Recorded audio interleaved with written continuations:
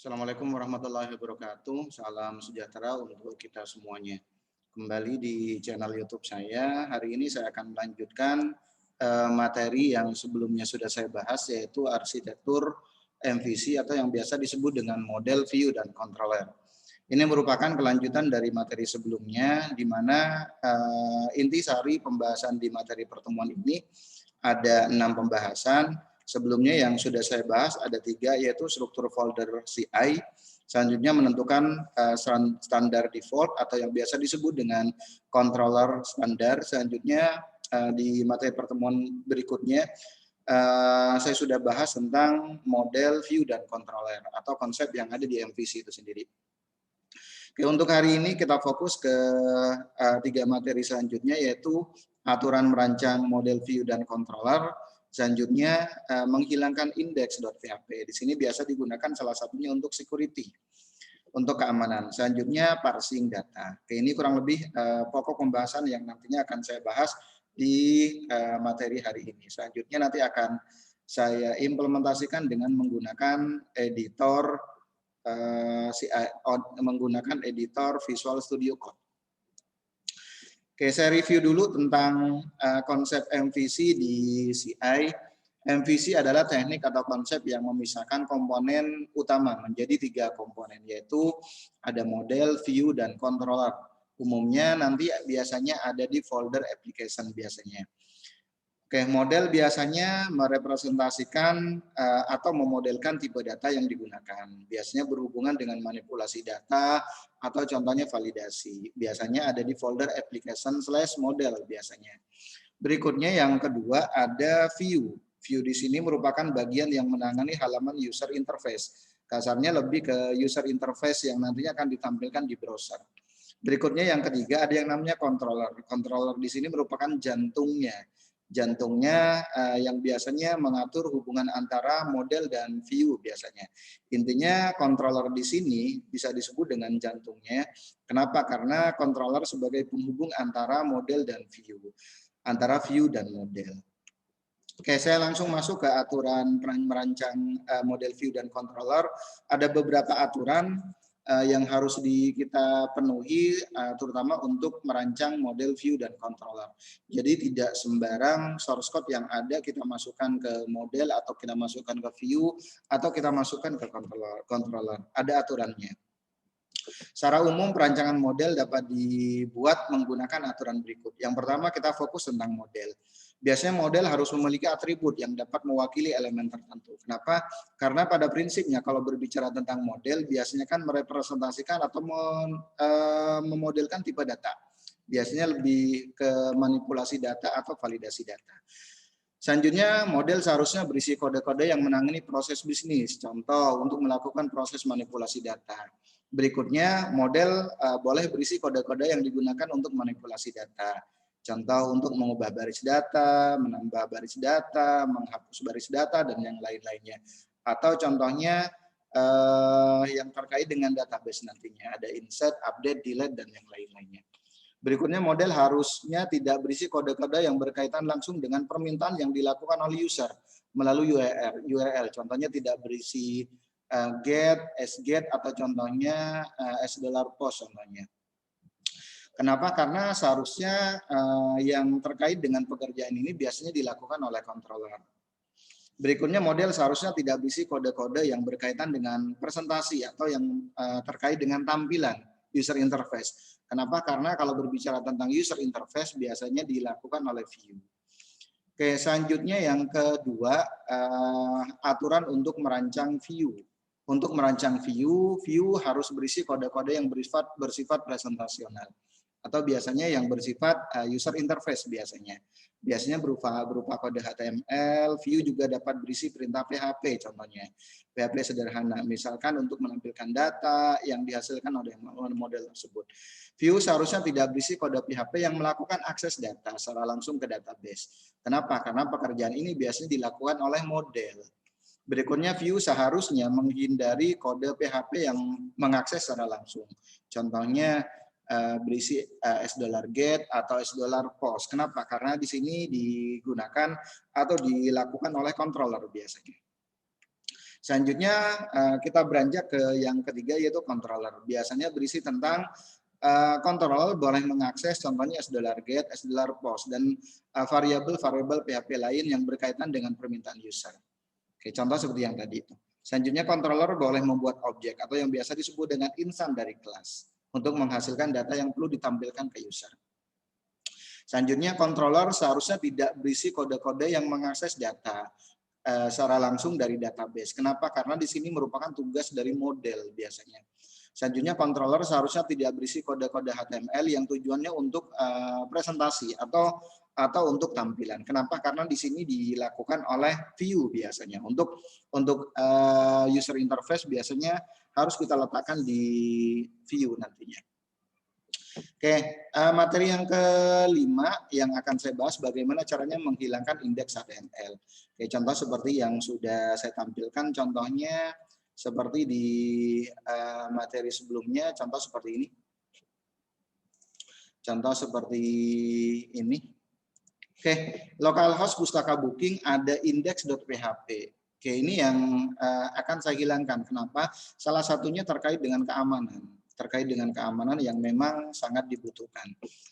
Oke, untuk melakukan hal ini kita bisa membuka yang namanya config.php di folder application config. Selanjutnya nanti tinggal kita cari index.page, index_page-nya. Nanti kita atur di situ. Saya langsung aja praktekkan. Kayak di pustaka booking, di folder pustaka booking di sini ada di folder application ada config. Selanjutnya kita klik config. Di sini ada yang namanya $config, selanjutnya index page, selanjutnya index page. Ini yang nantinya akan kita rubah. Untuk index page-nya kita default aja seperti ini. Yang perlu kita hilangkan adalah index.php-nya. Oke, index.php-nya kita hilangkan seperti ini. Oke, selanjutnya kita simpan. Berikutnya setelah kita hilangkan seperti ini, langkah selanjutnya kita buat file yang namanya ht.htaccess pada direktori root yang ada di CI itu sendiri. Oke, kita buat file dengan nama .htaccess. Filenya .htaccess berarti L-nya S-nya ada 2 ya, .htaccess. Ini yang nantinya akan kita buat. Jadi kita buat langsung dari root-nya atau dari root code igniternya atau dari root dari CI-nya itu sendiri. Oke, kita bisa buat contohnya seperti ini. Saya langsung praktekkan. Contohnya di sini. Kita fokus ke folder pustaka booking seperti ini. Oke, contohnya seperti ini. Kita fokus ke folder pustaka booking, selanjutnya kita bisa buat agar nanti tersimpan di file yang kita kehendaki, di root-nya kita bisa buat file baru, file new, contohnya seperti ini. Selanjutnya kita simpan, Ctrl S, oke, nanti kita simpan di root-nya. Di root-nya di sum htdoc,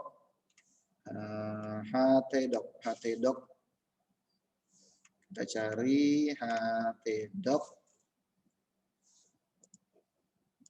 sum, selanjutnya htdoc. Oke, ini selanjutnya pustaka booking. Nah, kita bisa simpan contohnya di sini. Namanya contohnya .htaccess. Selanjutnya kita save. Oke, nanti otomatis akan tersimpan di sini nih. Akan tersimpan di sini, tinggal kita masukkan kode yang sudah ada di file kita. Tinggal kita masukkan kode yang harusnya ada di htaccess. Oke. Kita masukkan file yang harusnya ada di htaccess, contoh seperti ini. Selanjutnya tinggal kita simpan, Ctrl S. Nah, sekarang langkah selanjutnya setelah kita buat file htaccess-nya, baru selanjutnya kita coba running file yang tadi, file yang sebelumnya sudah kita buat, yang ini, yang pustaka booking. Coba kita akses dengan menghilangkan contohnya index.php-nya. Oke, contohnya seperti ini. Saya copy saja.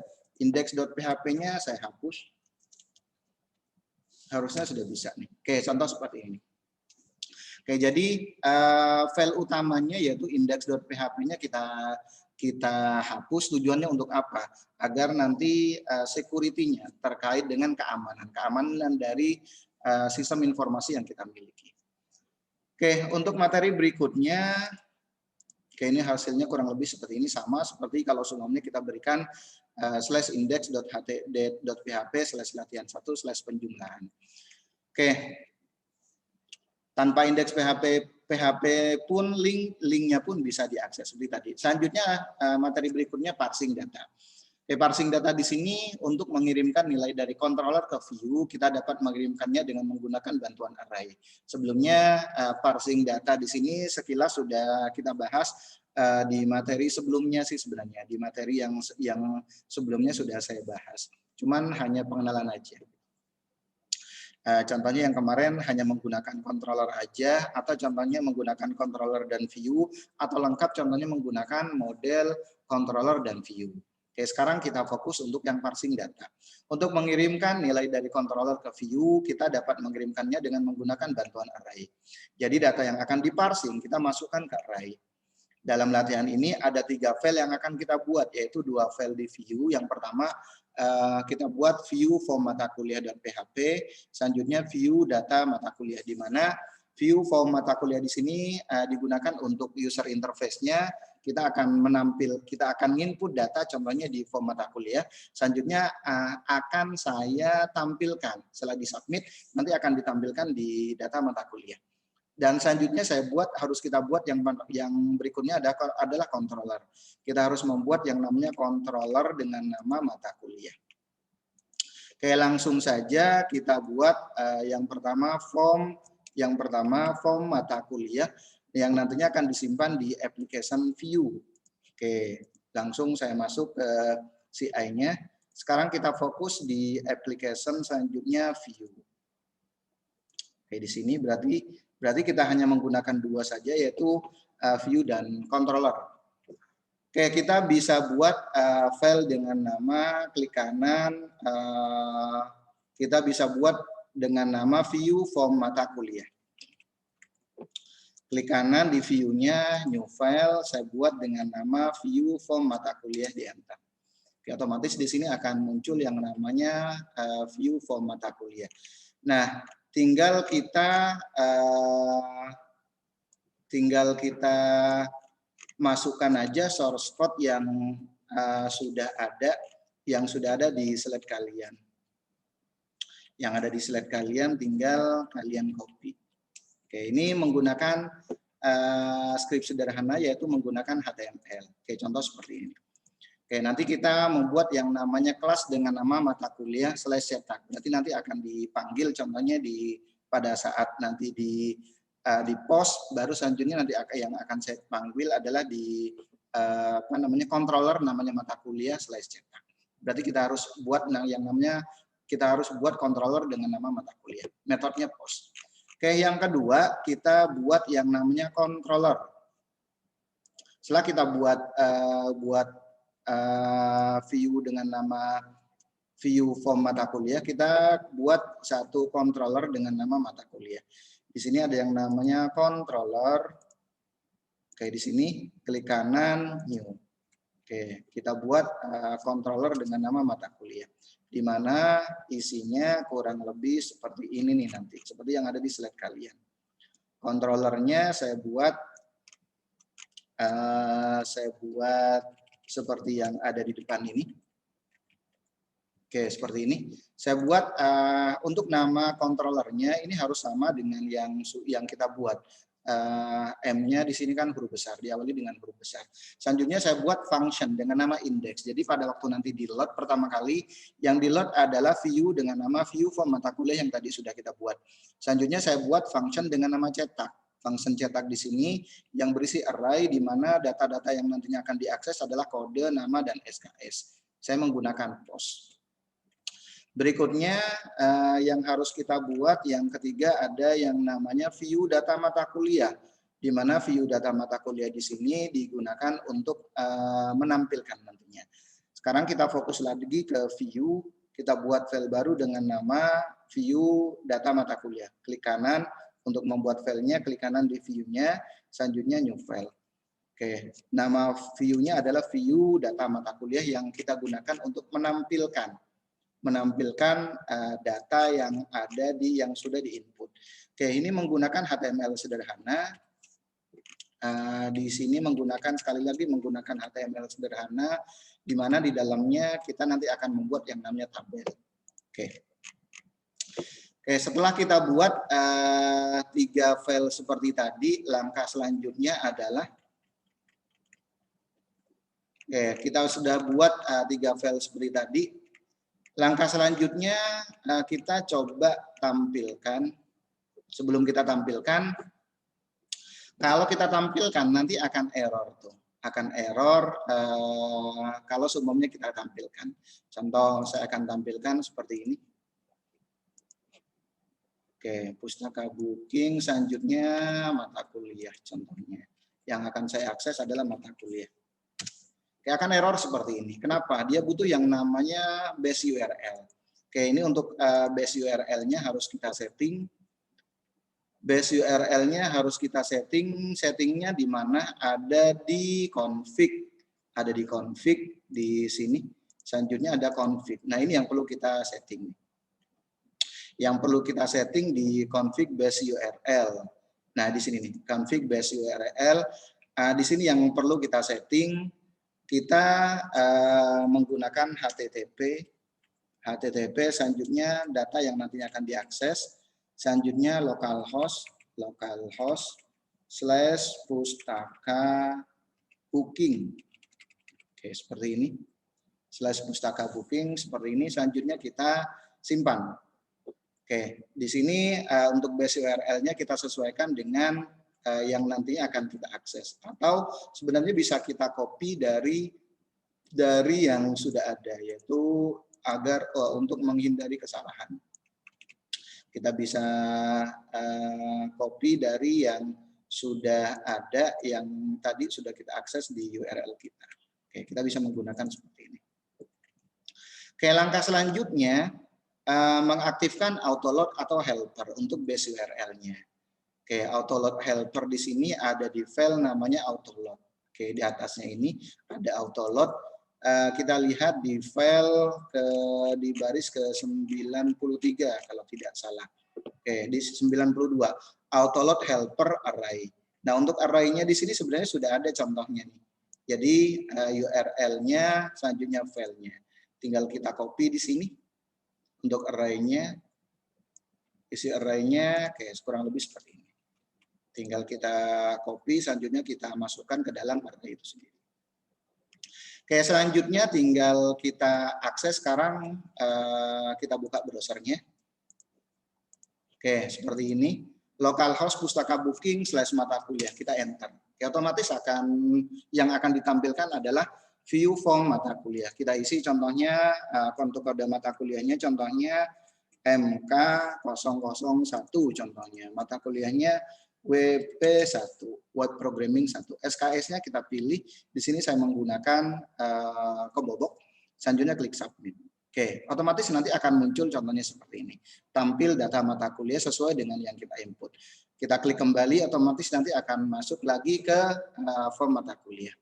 Oke, demikian penjelasan dari materi pertemuan ke-9 di sini, di mana saya sudah bahas tentang yang ada 3 materi yang tadi saya bahas di pembahasan tentang arsitektur dari MVC di sini. Yang sebelumnya sudah saya bahas tentang struktur folder DCI, menentukan controller standar, konsep MVC DCI. Selanjutnya untuk yang lanjutan hari ini saya bahas tentang aturan merancang di MVC, model view dan controller. Selanjutnya bagaimana caranya menghilangkan indeks PHP agar nanti security dari aplikasi yang kita gunakan lebih baik. Terakhir tadi kita sudah latihan tentang parsing data. Untuk parsing data di sini kita menggunakan dua view. Yang pertama ada view untuk menampilkan dan view untuk input, dan yang kedua view untuk menampilkan. Dan kita membuat yang namanya satu controller. Oke, Mohon maaf kalau ada kata-kata yang kurang berkenan. Saya akhiri. Assalamualaikum warahmatullahi wabarakatuh dan salam sejahtera untuk kita semuanya.